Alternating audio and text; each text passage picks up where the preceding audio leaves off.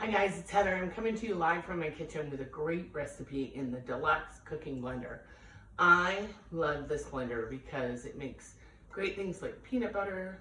I've got a muffin recipe that works in here. Soup is amazing, but it also makes great sauces.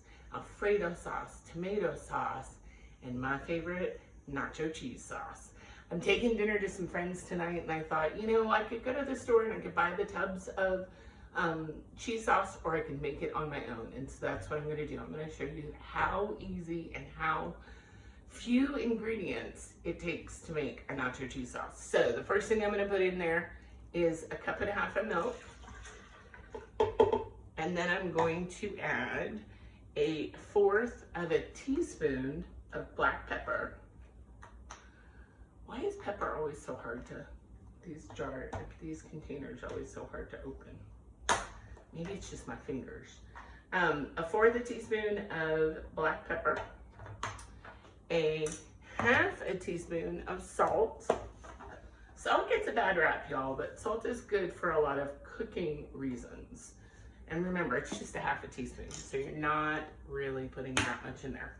And then lastly, it's gonna get 1 teaspoon of taco seasoning. And of course, I use the Everything Taco because it's the best stuff. You could also use the Southwestern seasoning. I've used that in the past, but I like the Everything Taco in this recipe too. And then lastly, I'm gonna add 1 garlic clove. And I'm just gonna use the peeler from the garlic tool and just drop that clove in there, okay? Now you're probably saying, ooh, Heather, where's the cheese? The cheese comes last. So first I'm gonna put all this together. I'm gonna turn on my little blender. I'm gonna set it to sauce, and I'm gonna hit start. Now I'm gonna let the blender do their work, and then I'll add a roux of butter and flour, and then I'll add the cheese. So that's how simple it is. The blender's gonna do all the work for me. So watch in just a second and I'll show you the finish. So my sauce is halfway done, and so now I'm gonna do the second stage. So I've got 3 tablespoons of melted butter and 1/4 of a cup of flour.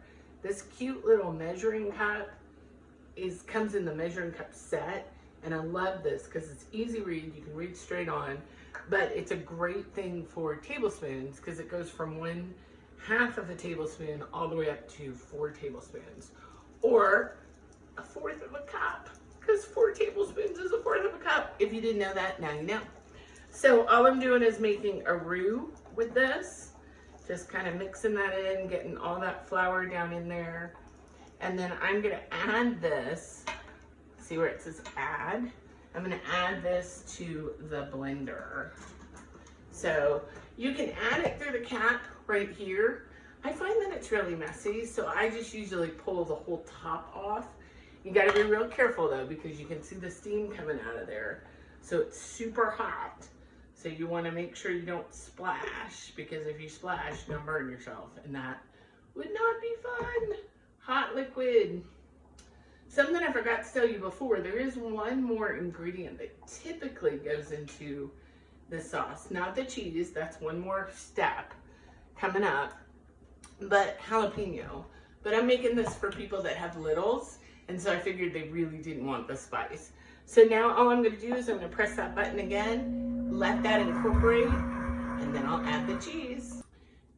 So hi guys, last step. Here's where you add the cheese. So it has come to boiling. I've put in the roux.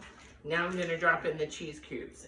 I've got 8 ounces of cheese, and they're just in cube form, right? Just simple, be careful not to splash. Like I said, you can open this top if you want to and drop them in that way, and that protects your hands. Me, I just do it. So now all I'm gonna do is pulse it. It's gonna get loud. Oh, come on. Go. Here we go. So that's just mixing up all the cheese, and it's melting it as it mixes it, which is really, really cool. And you can kind of watch it and see when it all kind of comes together, because you don't see it rocking and rolling and other things. And then you can just stop it. So this, oops, I unscrewed the lid, forgot that I did that.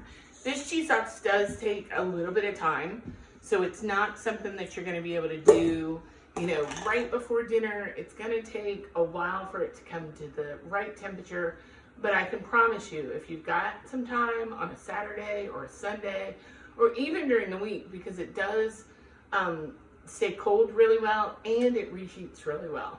This is a great option and better for you than that stuff you see in the grocery store. So isn't that pretty? If you want more information on the Deluxe Cooking Blender or this recipe, just comment below and I'll be glad to get it to you. Bye for now.